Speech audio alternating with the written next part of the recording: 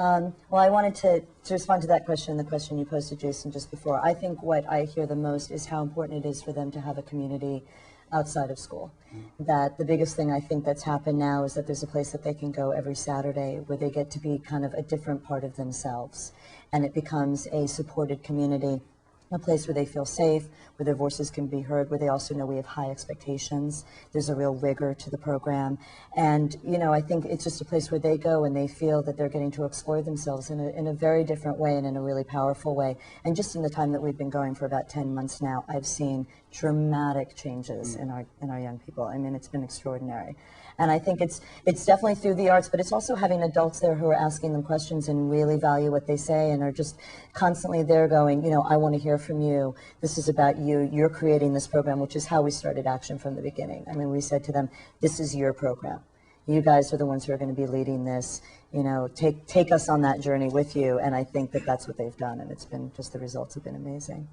We're going to take a break, and then we're going to meet some of the students from the DreamYard project.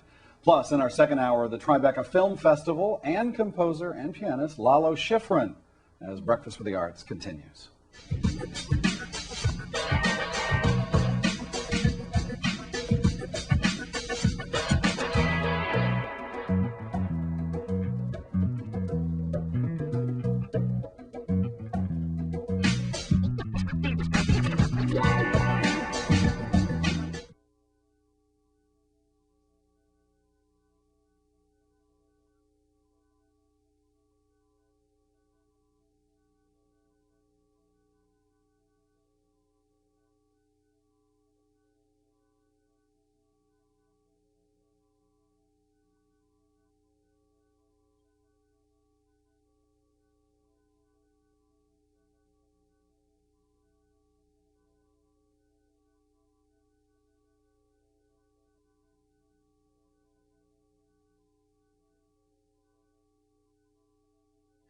Welcome back to Breakfast with the Arts. We continue with our look at the DreamYard project of arts in education. We're back with Jason Duchin and Tanya Gallo.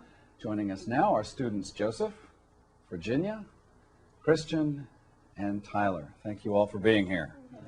We'll get to you kids in just a moment, but first let me tell you, how did you pick these kids? You have been focusing on the Bronx primarily, is that right? Right.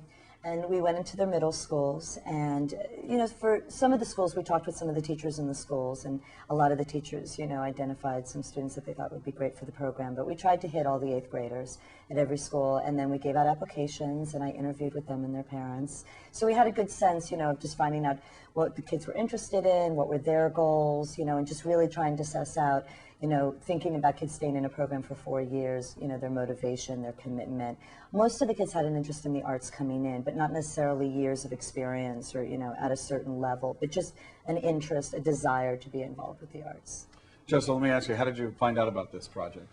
I found out about the Action Project when they came to my school. They came to my middle school, and you know, it was in a big auditorium. They just kind of explained in a general sense what the Action Project was about, and you know what they had as goals in this year process of actually starting it. So that's really how I found out about it. And what about it said, I want to be a part of this? Well, just that, you know, there would be a lot of kids that are going to be, you know, involved with this that have a love for the arts. And, you know, you don't really find that in your middle school sometimes, that, you know, kids who really love something, they kind of have to worry about homework and studying and everything like that. But this was a chance for us to actually, you know, do something that we loved for a very long time. And Virginia, why did you want to be a part of this? Well, I was really interested in the theater part of the project because I myself was in a drama group in the middle school. And I was really interested in like broadening my horizons with the theater. How does the Action Project and DreamYard differ from what you could already get at school? Well, at school we have limited theater programs, and that was what I was really interested in the DreamYard project, where it's, you know, it separates from school because they're not teaching you, but they are, but in a different way from school. And what's the best thing you've gotten out of it so far? Friends. And a family away from my home. Christian, how did you find out about this? Well, I came back from a program I was in it's called the Student Docent movie in Bronx Museum, and basically we were wrapping up the day, and Tanya came in, and Miss Armin introduced her, and she talked about a program about art, but I primarily didn't actually do art in middle school, but I had an interest for acting because I took it in 5th grade. But it really caught my eye, the program, because it really seemed like a great thing to join. And to your left is your twin brother, Tyler. Yes. How are you? It's unusual that you would both be interested in this program, I think. Sometimes siblings are not always interested in the same thing. Why were you attracted to this? Well, me and my brother were at the same place at the time, so we both heard of the program, and one of our teachers was explaining about it. Then Tanya came in and spoke to us about like different discipline groups we might get into, like film and video, visual arts, and in theater. And I always wanted to do film and video. For the process, I ended up in visual arts. So like, then that way, like, I'm glad that happened because like, I flourished in like my talent, and I'm really grateful for that. And in a somewhat typical style, even though you're twins, you both express yourself in totally different ways. Okay. Right. We're going to hear 3 of the students today. Tell us what we're going to hear. Okay. One of the main projects we worked on this year was around peer pressure. And just to give you a little backstory on how we came up with that, it's very important that the project ideas are generated from the young people themselves. So we go through a very elaborate process of the kids identifying issues in their communities, and in this case we looked at the school community. What are some of the things that are the biggest issues for us?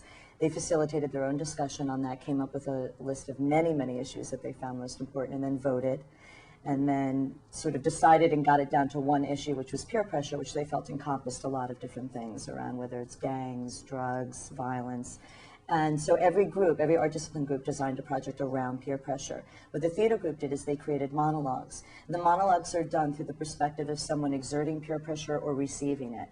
We took those monologues into middle schools, brought them into 8th grade classrooms, and used it as a way to facilitate a dialogue around peer pressure with other young people. So it created a kind of peer-to-peer dialogue. So the monologues, you'll see the kids went into the classroom, did the monologues, and then broke up into small groups and had discussions around peer pressure. That's a real model of an action project, because we use the arts also to facilitate dialogue with other people and communities. All right. Well, let's hear one of them. Joseph, you want to go first? What do you mean? I never talk behind your back. Two-faced? I'm not two-faced. I mean, I might hang out with other people that you don't necessarily get along with, but that doesn't make me two-faced. Where is this coming from? I mean, are you being serious? I have never talked behind your back. A hypocrite. I stand for a lot of things, and a hypocrite's not one of them. You know, this is getting out of hand. You know, forget it. Forget the fact that I thought you guys were my friends. Forget the fact that I thought I had something in you guys. I mean, I might talk to other people. You know, just forget it. Forget the fact that I even thought you guys were my friends, and forget the fact that I even tried to be your friend. What did the kids get out of that? What discussion came out of this monologue? I think a lot of they were able to relate to it a lot, you know, about how kids, because I mean, that's something that you go through a lot in middle school, especially when we went to perform this, was that, you know, you might have friends that, you know, a lot of things get talked about, rumors especially, he said, she said, and that's what happens a lot. And I think that was a real target for the kids to hear. And they were like, okay, yeah, no, that's happened to me. I can relate to that. What do we need to know about your monologue? Anything ahead of time? It's really based on personal experiences. Well, not personal experiences, but like I've seen it happen with my friends. And is this something you wrote, or this? Yes, it's all original pieces. This is stuff you all wrote? us. Oh, okay. Yeah. All right. Okay, go ahead. Okay. Yo, what's poppin', youngin'? You looking like something's on your mind. You're not getting tired of being around us, right? Because if you are, then it's gonna be problems. I don't appreciate the fact that you're looking like you don't want to hang with your boys. And after all we've been through, I can't believe this. I can't believe you. You've got to be kidding me. We're the only friends you've got right now. Can nobody tell you different either. Because if they do, they're lying. But for real, what's going on? I wouldn't know, but whatever it is, it better change fast. We've got paper to make, things to do, and people to hurt. Either you in or you out. Your decision. Choose wisely. It's powerful stuff. I can see how it can generate a lot of conversation.